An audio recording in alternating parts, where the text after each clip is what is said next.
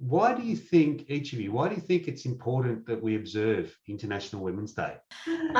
We observe International Women's Day to acknowledge the significant contribution that women have made to our whole world. Mm-hmm. The diversity, different mindsets.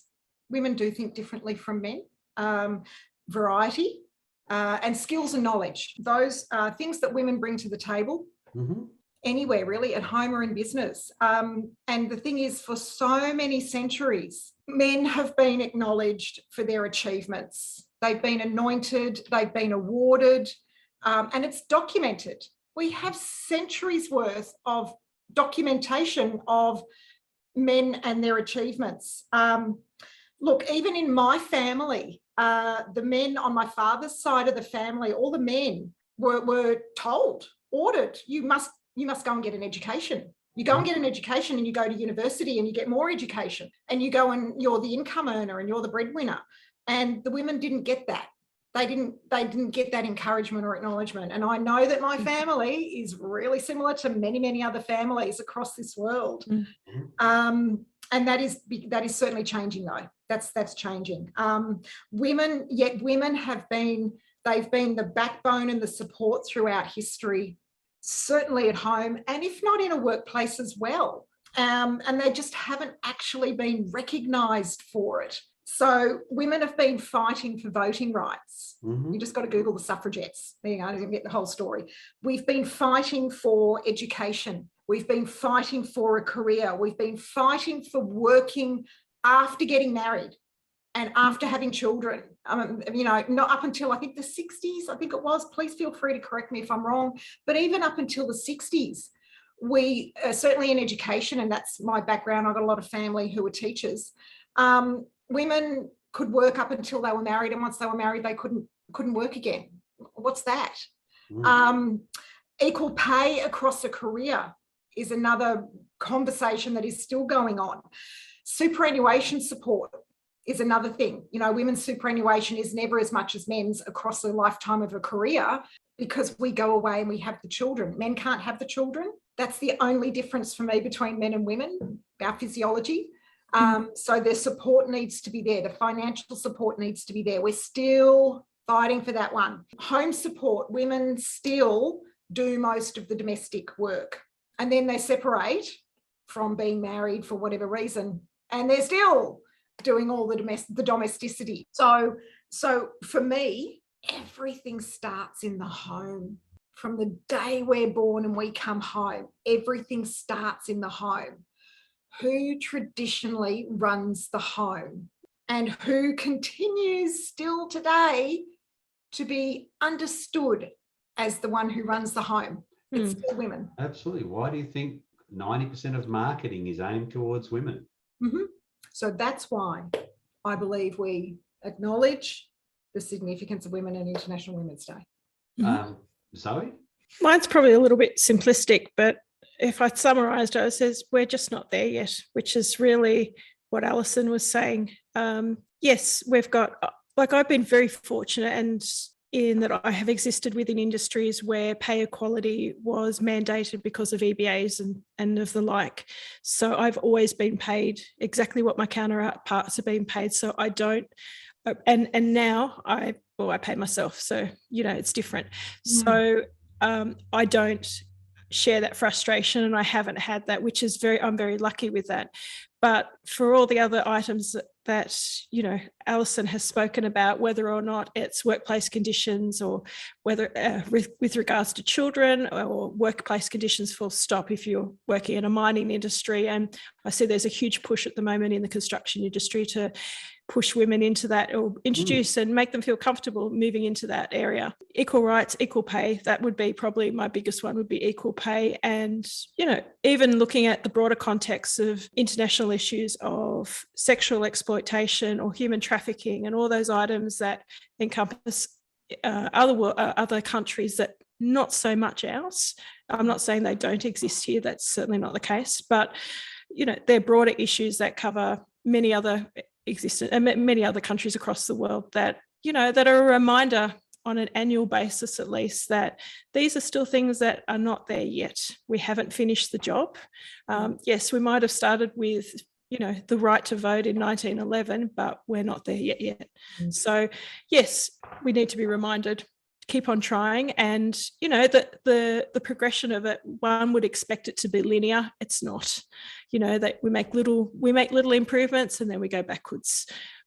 We'd like to see that trajectory a little bit more constant, but I think it's a valid point to have a day that at least recognises it across a global capacity, that there's something there that still needs to be finished for more than half the population. Melissa? For me, I think it's more about, you know, as Alison and Zoe alluded to, it's, you know, historically women have played a backseat role in terms of accolades and recognition. For me, it's more about, as a woman, being able to make my own choices, take advantage and actually have opportunities there to take advantage of. And I'd like to think that we get to a point where, as Alison said, gender is just not an issue. You're a person. Job opportunities, it's simply the best person for the job. It's not about having the right percentage of women versus men. You've got to be the best person for the job. Agree. So, you know, it's just about removing gender from the equation. In terms of, you know, traditional parenting and running the home and that sort of thing, again, women, I think at the moment are under so much pressure to be, to have a career and be a mum and run the house and just do everything. And it's just not tenable. It should be a case again of men not being victimised or criticised for taking a more active role in running the home, doing the laundry, you know, washing the floor, vacuuming. At the same time, if a woman chooses to be the main caregiver and stay home, that has to be okay too. Some women are actually in a position at the moment where if they say, you know, people say, oh, you know, what do you do for a living? And they say, oh, I'm a stay-at-home mum. They're like, people are shocked. It's like, what do you mean as a woman? You should be out there fighting for your rights. I really think it shouldn't be about that. It should be about, as an individual and as a person, you have the right and the opportunity to choose your path in life. And that is your right. Like you just said, you want to be a stay-at-home mum, that is your right. Absolutely. Yeah, and it should be a valid consideration for anyone. That's but and I think that's actually coming through now too, Zoe, where you see more stay-at-home fathers. Yeah. Absolutely. And again, there shouldn't be eyebrows raised with that either. It's not something I could do. I was just out having a lot of coffee. So I thought, if I'm not home anyway, you know, it's vacuuming is not my thing. A bit like numbers, not yours, Alison. I clean my home reluctantly. I do it, but it's reluctant. Well, it's interesting. And look, you know what? As a male, I'll put my 2 cents worth in here. I actually think that observing things like International Women's Day are important. Every major endeavour that we take in the human race, you need to have beacons of light to inspire hope and to give people guidance and direction. International Women's Day calls up all those things that you talked about before, but it also provides recognition, acknowledgement, and highlighting the trailblazers who then inspire others to take that next step. So it's the same. And I'm sure you would also find this in your own business, that acknowledging your wins, acknowledging your people's strengths, acknowledging helps others then want to achieve more as well. Days like International Women's Day, it's not just about the struggle. It's not about men bashing. It's not about anything other than taking everything and providing those signposts, those beacons of hope for the future.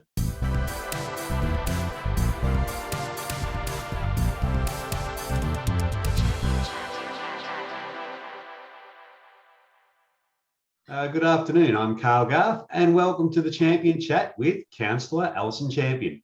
Good afternoon, Alison. How are you today? Hi, Carl. I'm fantastic as usual. Happy to be here. Excellent, excellent. We've got a special topic this week that we're going to be talking about. We're going to be focusing on International Women's Day, which this year is on March the 8th. Alison, is there anything you'd like to add? I would like to acknowledge that while we are going to have a conversation around International Women's Day and acknowledging women in business, I want to make it really clear that we are aware that there are more than two genders. There are not just men in this world, and there are not just women in this world. There are many, many more genders than male and female. And in our society now, often that's through choice. There's a possibility of that. So I just want to make it clear, we're not ignoring any other genders. We're just focusing mainly on the concept of International Women's Day, and we're acknowledging and celebrating women in business, regardless of how you end up being a woman, quite frankly. Well said, Alison, and that's exactly right. We are actually joined today by two women in business, and that is Zoe Hubert-Wilkes from Melbourne Property Staging and Melissa Sterry from Indigo Bookkeeping. Welcome, Zoe and Melissa. How are you both today? Fantastic. Thank you for having me. It's lovely. Thank you so much. I'm really glad to be here.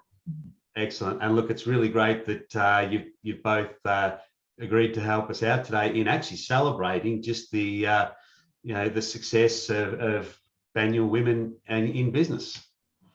So look, without any more ado, what I'd really, really love to start off with is maybe to hear from you one at a time about your journey, how you got here, what inspired you to actually start your own business, and what is it that makes your business unique? Melissa, shall we start with you? Thanks, Carl. Going into business wasn't something that I had deliberately set out to do.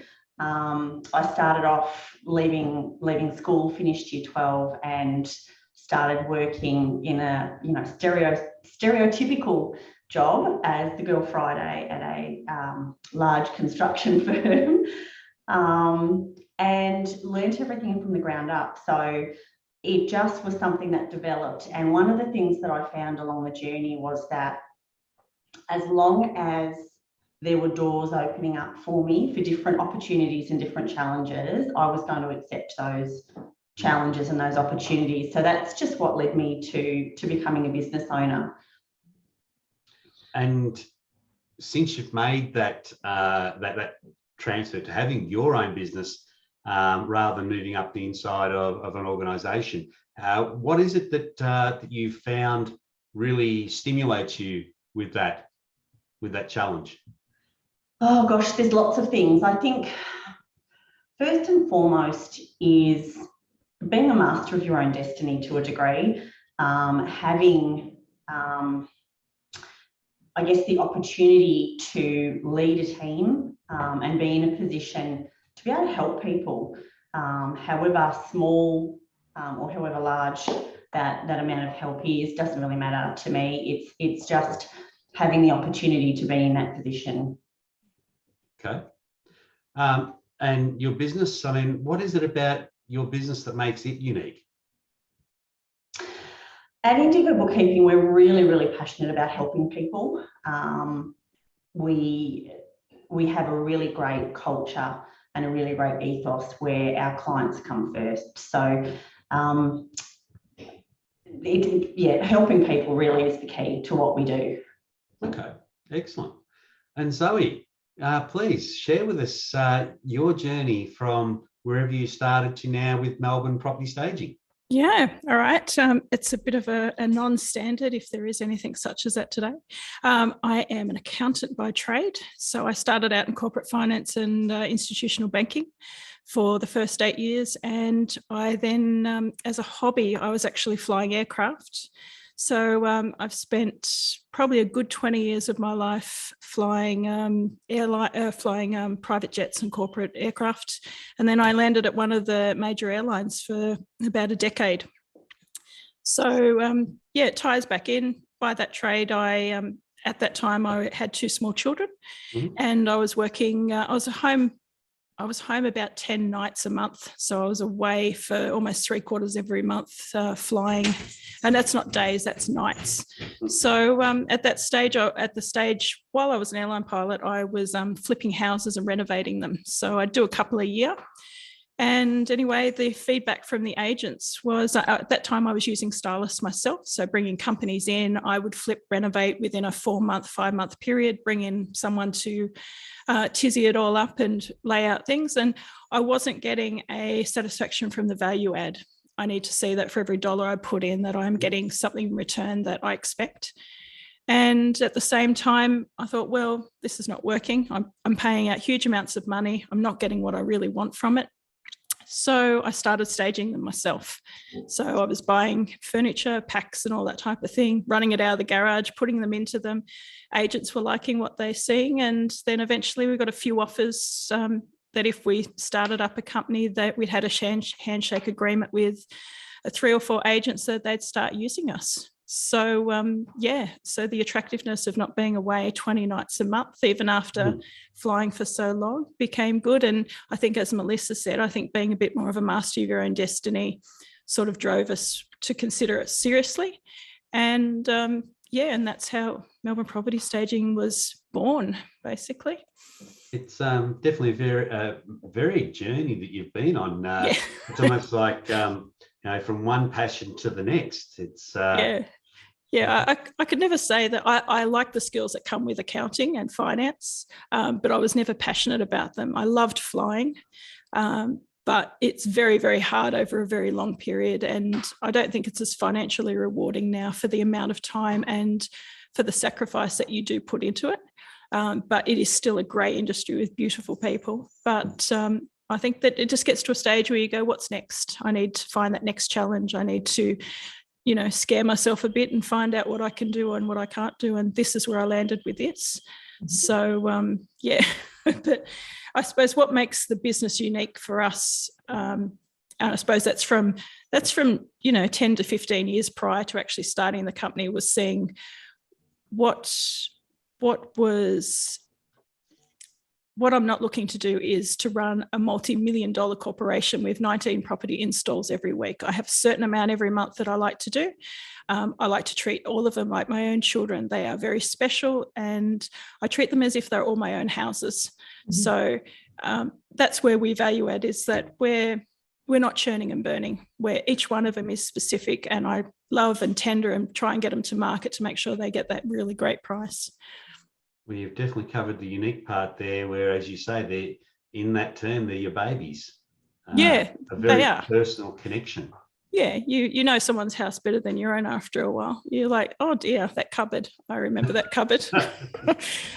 that special spot on the floor that had, a mark or something like that. So, but yeah, it's showing someone the care and consideration as a client that you would extend to yourself, so that they feel comfortable with you and you feel comfortable with them. And they're spending a lot of money. So unless you respect that, I don't like to be that person that runs in, does an install, and then you don't see me.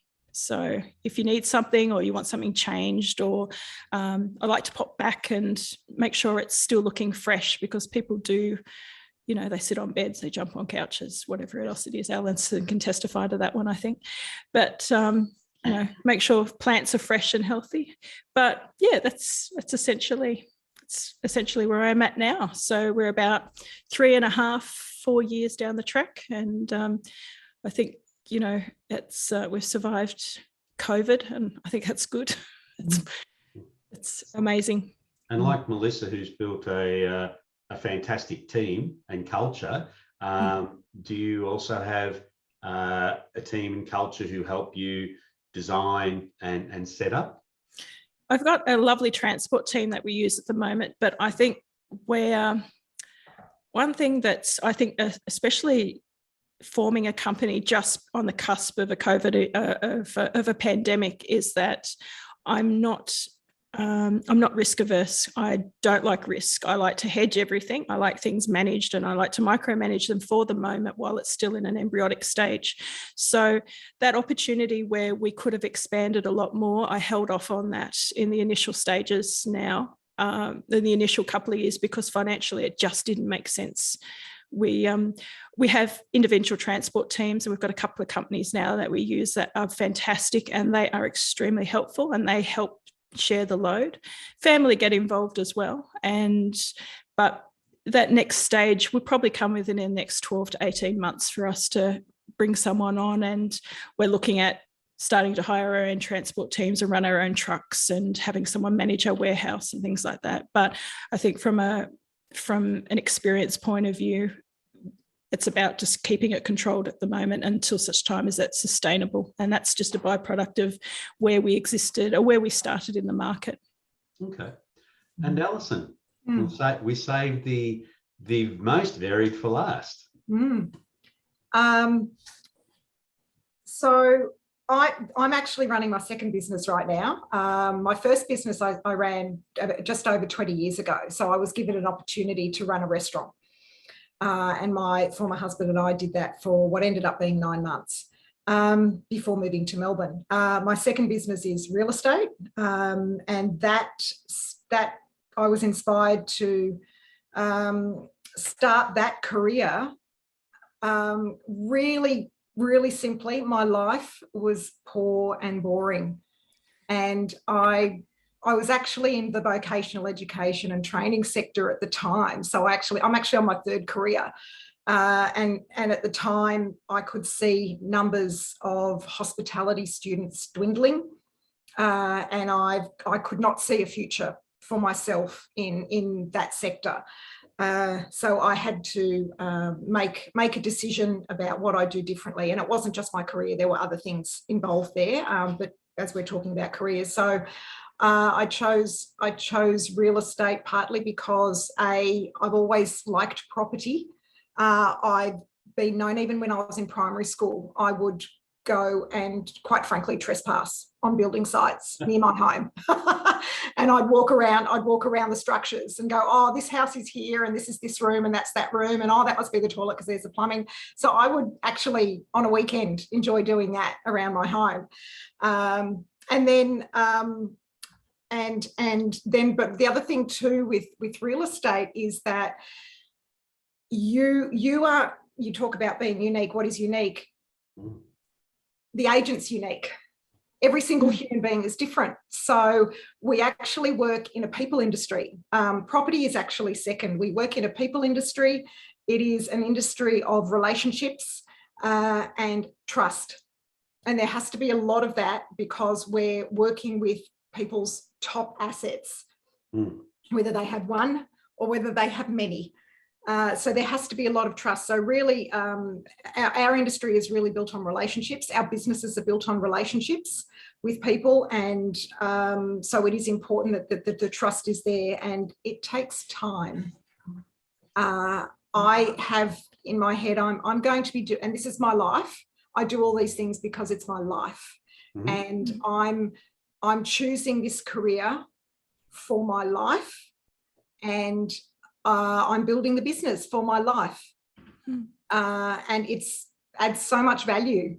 And so that's really how I think with regards to business and how I ended up in the industry. The other thing too, obviously, I am, as many people know, I am divorced. I'm running a household by myself. I don't really have a lot of financial assistance, so I need to find a career that allowed for a higher income. I couldn't keep working below the poverty line and relying on the government. That just that's not an option. So in real estate, we create our opportunities. So we create our income. Well, thank you. Look, one thing that's actually stood out for me, for all three of you, very strong-minded individuals seeking out challenges. And I guess one of the things that I would then want to ask, especially in light of International Women's Day, is has there been someone, be it a woman or another gender, that has inspired you on your career path? Because it sounds like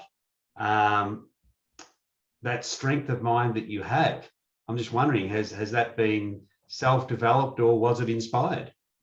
Zoe, would you like to start with that one?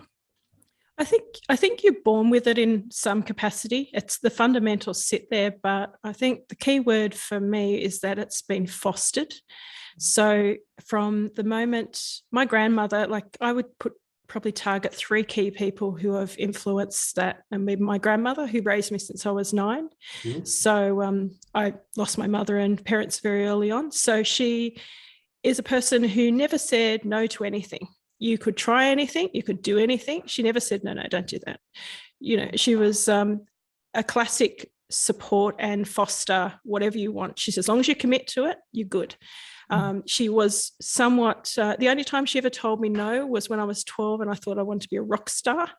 And it's the admission that I'm actually tone deaf. A tone deaf actually is being polite. I am terrible. And that's the only time she's ever told me no. And good with that. Wise choice, critical, harsh, but very fair. The other one would be a teacher I had through the whole of my high school, who well into my 30s until she passed away, was a mentor so far in an educational capacity and as a human being, and a magnificent manager of all things. But, I got to fly her eventually. I got to fly her eventually over to LA on one trip, on a couple of trips. Mm-hmm. And it's the biggest honor of my life. I said, all of this at that stage of life is because of you. You taught me how to study, how to pass exams. She and such a role model as a person, but as a female, incredibly supportive, but very rational about the way you approach things and the way you undertake tasks in life. And if you do them, you commit to them. But the third one, I think, just as a sort of a balances off, is that you look for role models. There's Cheryl Alison is an industry leader in the US. So I read about an article in her in what was it? Yeah, it was in the New York Business Journal in 2017. And she started from nothing, not too dissimilar to me within her age group.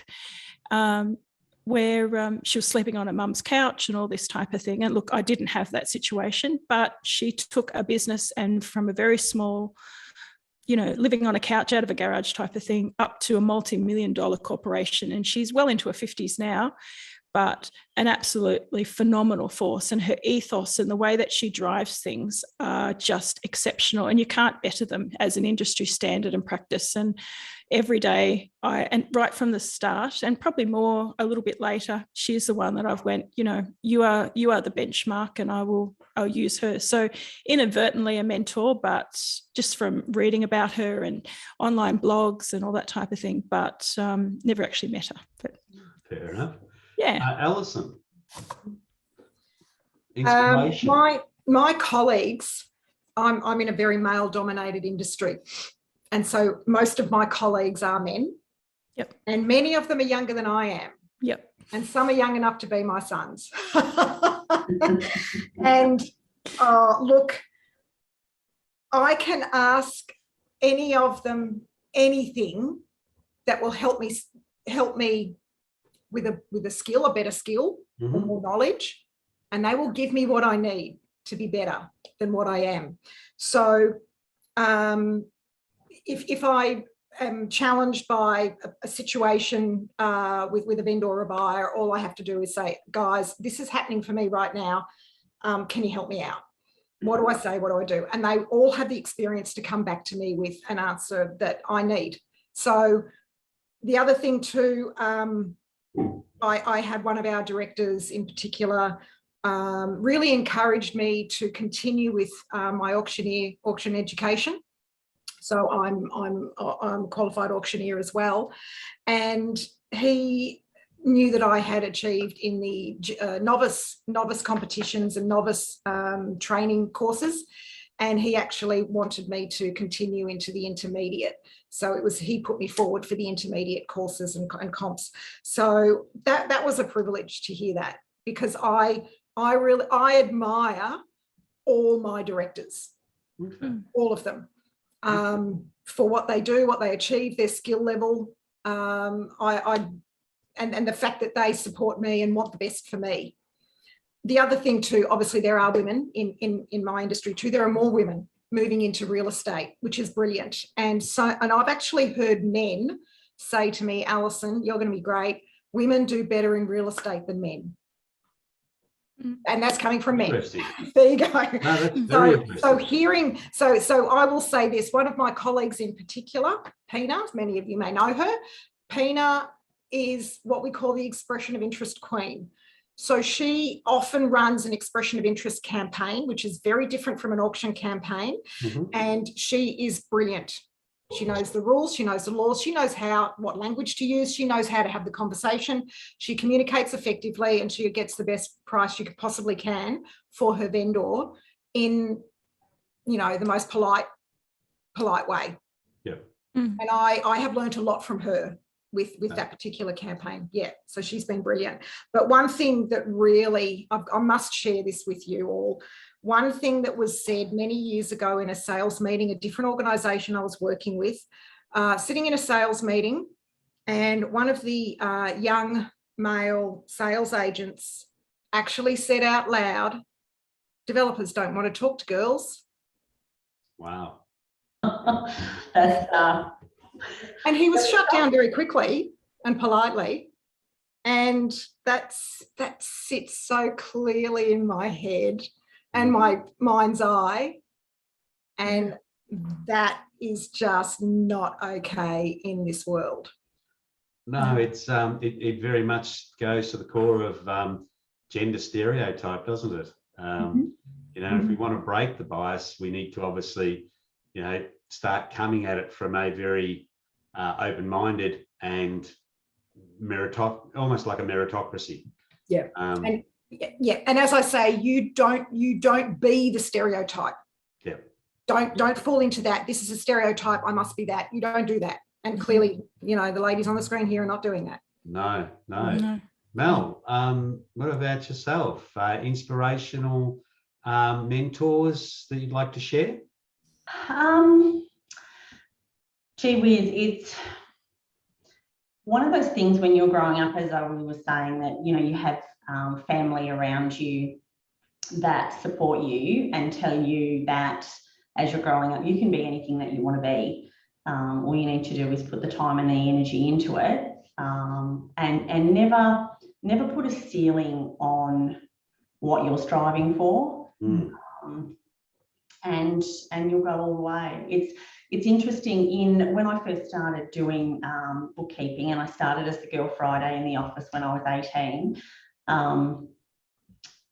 the businesses that I worked for at that point, all of the business owners and the directors were men. A lot of the businesses that I worked for were in construction. So again, a very male dominated industry. So, working in a business with 100 people and there's 2 girls. So I was very, very used to being, I guess, a minority in a bigger group. So it's not something that I ever really considered would be an issue until, and again, bookkeeping office work is quite female dominated in terms of a role, not necessarily the wider business that you're working in, but it wasn't until the bookkeeping industry became regulated and we had to register as BAS agents and we had to register with the Tax Practitioners Board that we started having to fight a little bit for that high level of credibility. So dealing with accountants, as we do so often, bookkeepers and BAS agents are often an intermediary between clients and businesses and their accountants.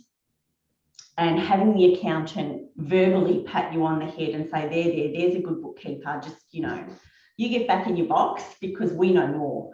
And having to deal with that and really demonstrate to people that we're very good at what we do and we have the right to your respect. That's only something that I've felt like I've had to fight for in the last probably 10 years or so. That's an interesting viewpoint, Mel. Would you actually say that that's more almost industry or I guess accreditation based than gender, whereby an accountant seems to feel, well, hang on, I've done these degrees, I must be superior, regardless of gender, industry, etc. It's almost like a, I don't know how I put it, but a snobbishness that comes with education. I think yes and no. I think there is definitely an element of that in there. But when you consider that the accounting industry is quite male dominated, and the bookkeeping industry is quite female dominated, I think there is an overlay of stereotypes at play there as well. So I think it's a bit of both. Okay. And as you say, it can be quite patronising. So I guess the question I've got for all three of you is, like, we've talked about what we can do to address gender stereotypes, which is don't fall into it and call it out. But look, obviously there's going to be times there that this tests you. What is it? How do you persevere through these tough times? What helped get you through? And that's an open question to anybody who would like to take the lead on this one.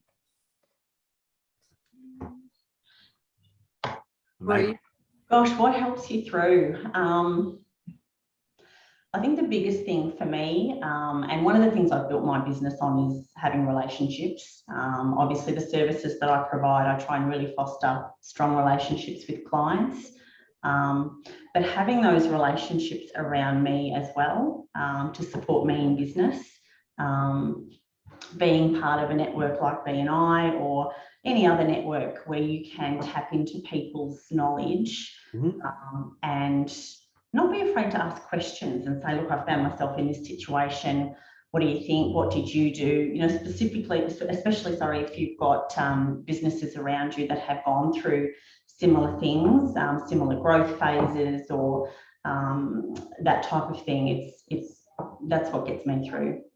Okay. Yeah, I tend to agree with you. I think knowledge is power, and that you can't isolate. You can't operate in isolation, because you're not a bubble. You've got all external factors working on you all the time. So when times get tough, and whether it be business tough, or whether or not it's the environment you're working with or the people or anything, I think having people around you, or having people, you don't have to have 100 or a crowd or a stadium full. You need maybe one or two that you can go to as trusted people. And like, I've been to Alison and said to her, you know, this is what it is. What do you think? Or this is not quite working, or I haven't seen this before. What do you think? And they might come back with a fantastic result, something that really resonates with you, or on other occasions might come back with something you go, oh, I can't do that. Like, my husband's thrown some real clangers in the works along the way. I'm like, no, that doesn't work. Not in this industry. Aviation, yes. This, no. So I think it's about having a network or a resource of people that you trust that can provide some quality of advice to you about it. So it may not be exactly about the situation you're in, but they can apply it from something they've experienced. But not being afraid to put your hand up and go, and you will sound dumb at times. I always prefix that this will sound absolutely ridiculous, but I'm going to ask the question. And that's the thing, is put your hand up and be embarrassed. Take it on the chin like a champion and ask the question, because you'll come up with some type of result, whether it be positive or negative. It'll drive you to the next spot where you need to be. And then eventually, if you keep asking enough questions, you come up with a result anyway that will probably help you in that situation.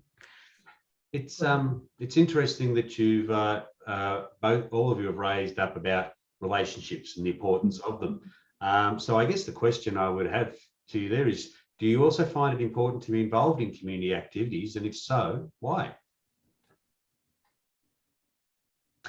Community is an amazing thing, especially as a mother. I think, as well as a business owner, they say it takes a village to raise a child. And I honestly believe that, whether or not your community is a small community or a large community, I think having them as a support is amazing, but the ability to give back to your community is such an honour and such a privilege, because then you're involving yourself in a community where you're helping someone else raise their child, as an example.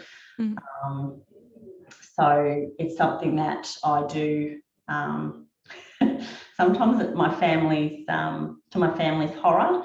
I don't say no to things. Right. So I'm on a few committees, scouts, netball, those sorts of things, you know, those types of activities, and still am. So, and my kids are in their early 20s now. So, yeah, it really is a privilege to give back to community. Yeah.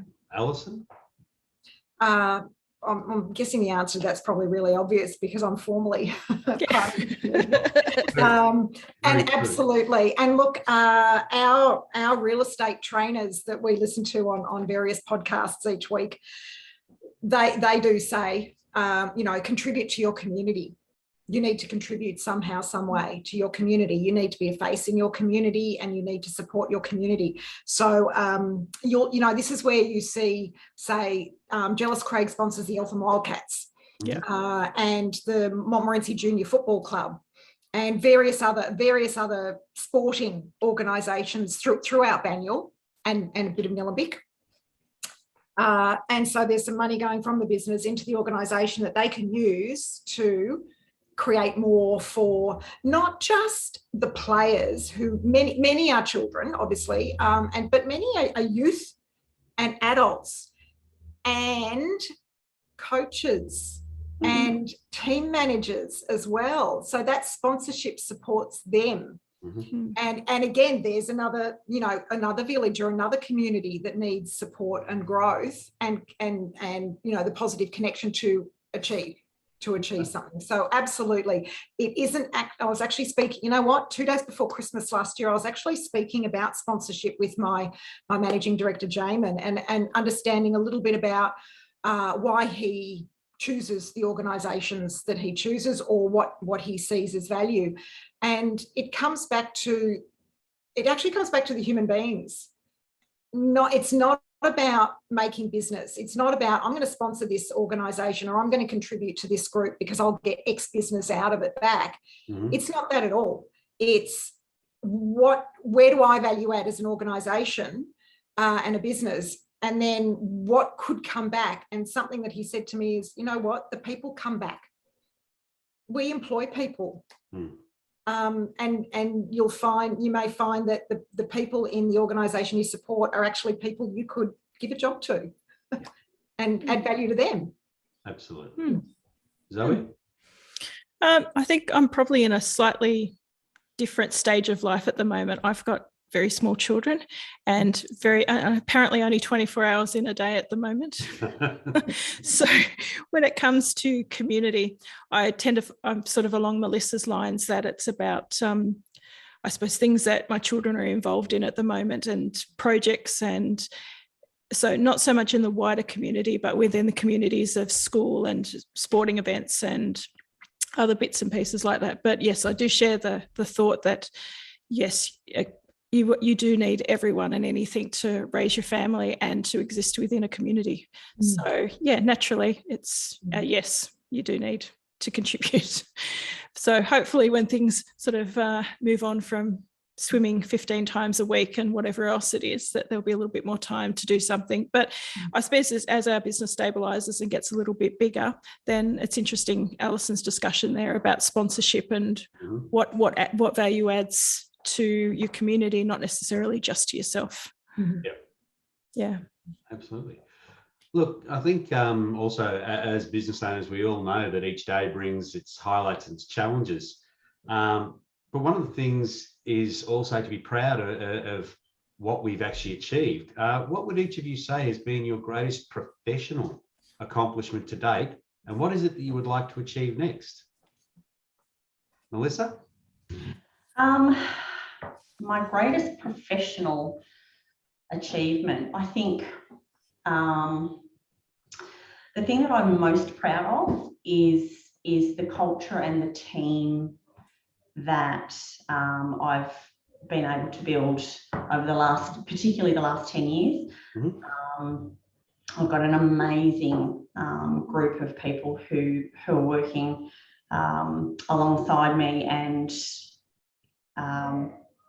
their attitude, their willingness to help, their willingness to learn, the support we have for one another is just, it gives me goosebumps. it is really something that I'm so proud of, and I couldn't have done it without them as well. They've each brought along their own persona to the business, but certainly that's probably the thing I'm proudest of.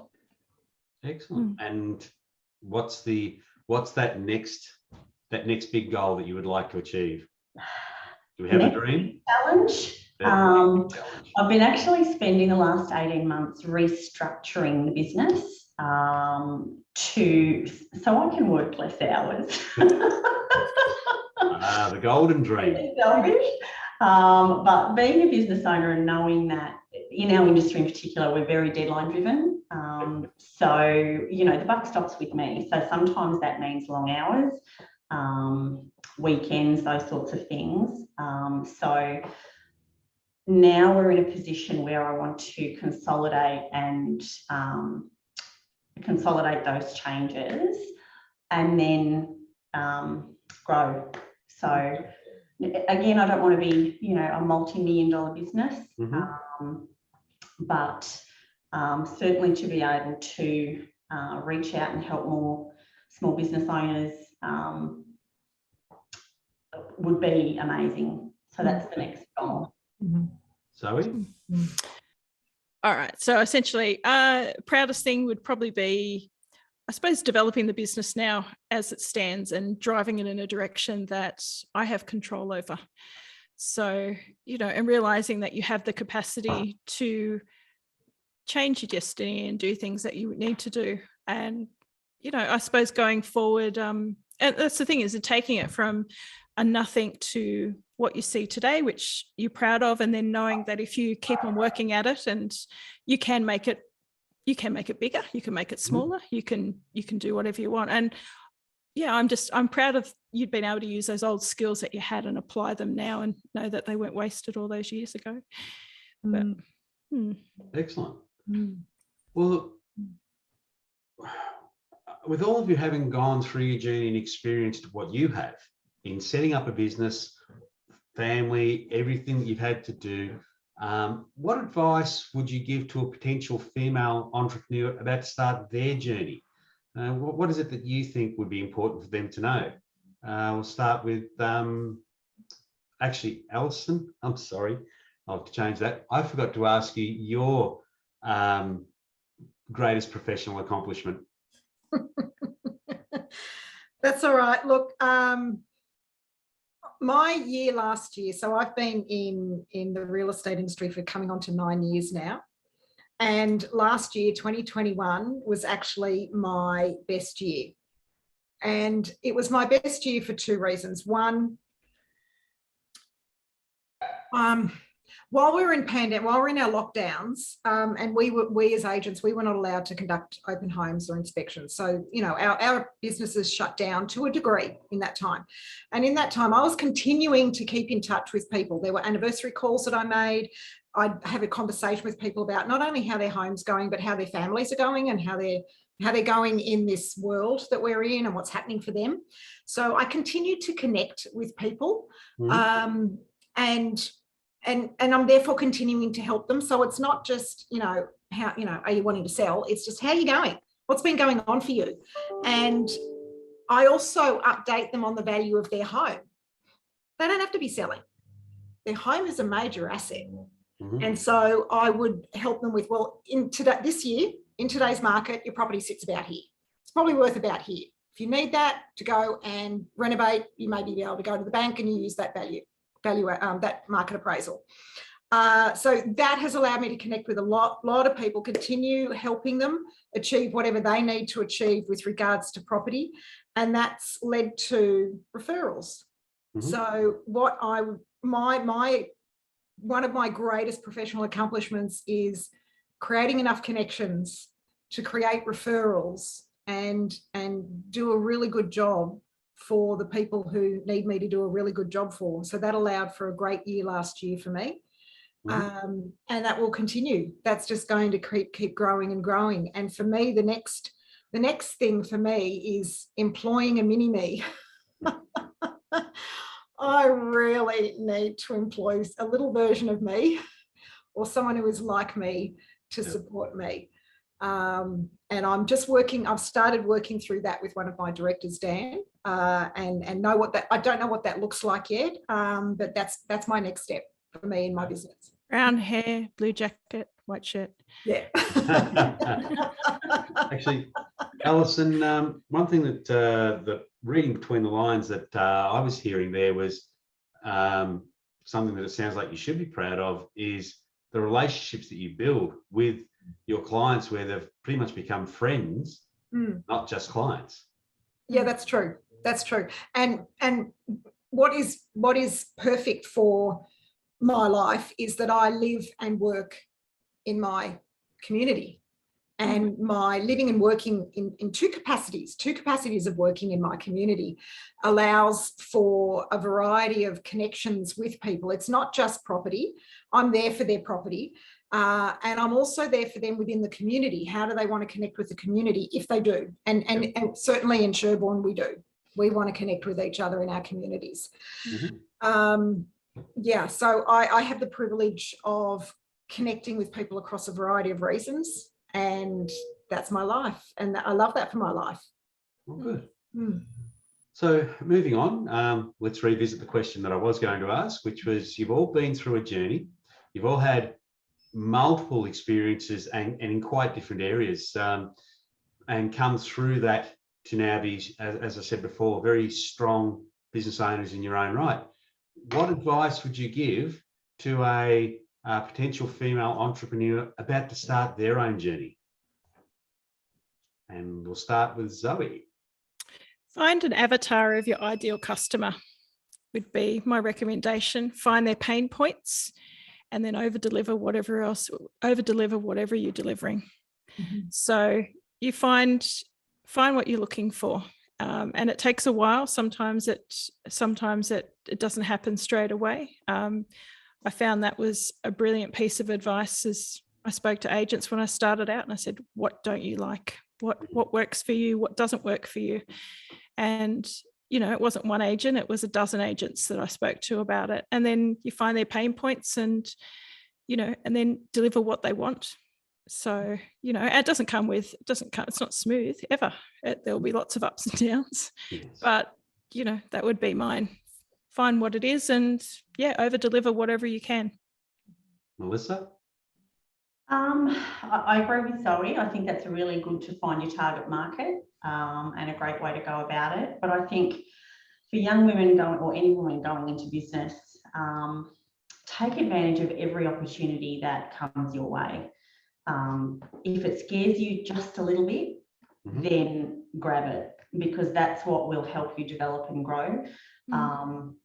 As a business owner, I think it's one of the things in any marketplace, you never want to stagnate because everyone will just grow around you. So I think that would be my biggest tip, is to just grab hold of those opportunities and make the most of them.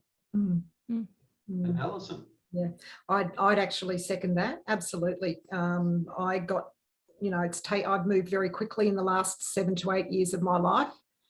Very, very quickly, because I just chose to take opportunities as they came.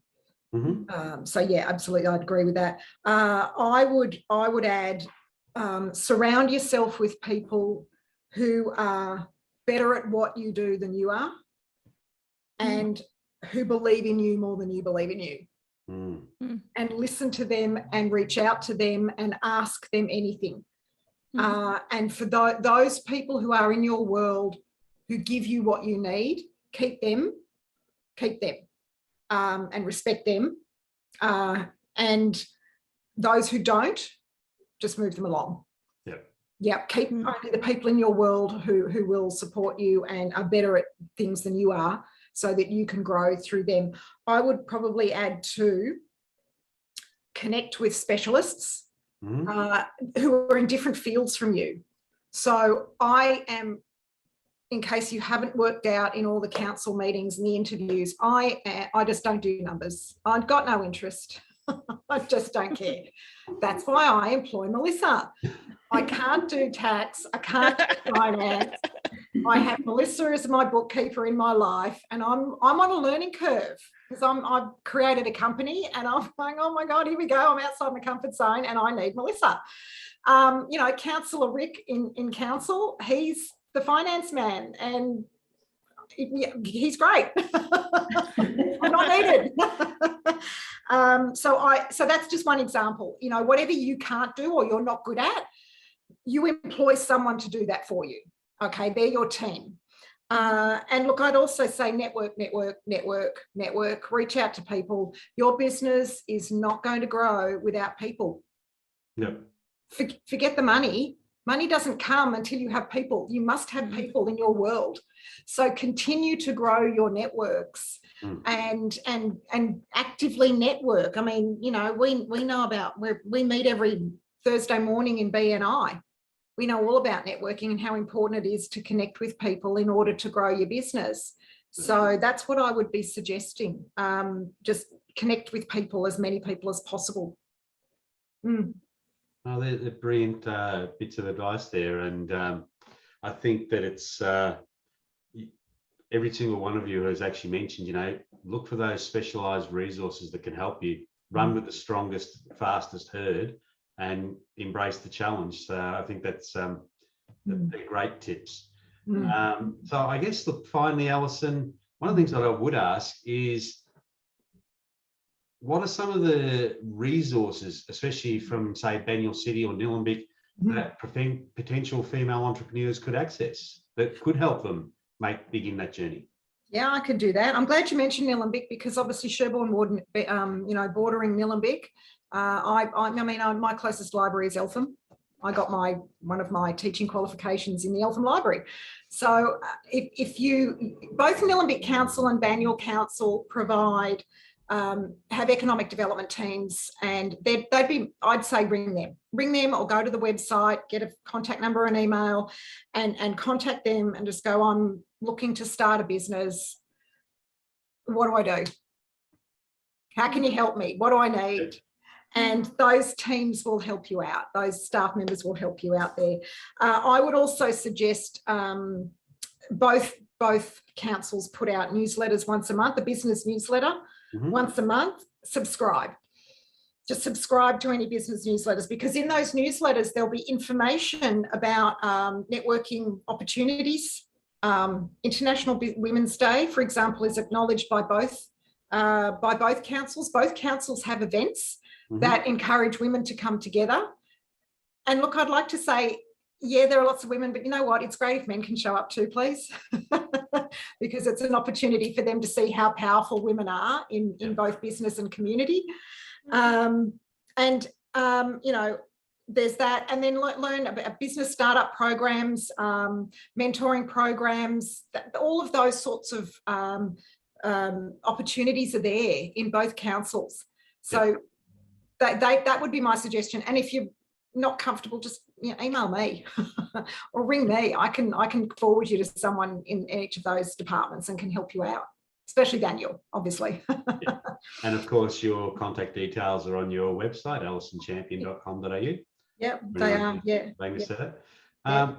So for those who'd like to know more, who are watching this podcast, you can actually visit the International Women's Day website, which will be in the bottom in the notes. You'll see the link there, and learn more about the 2022 campaign theme, which is Break the Bias. We've talked about those gender stereotypes.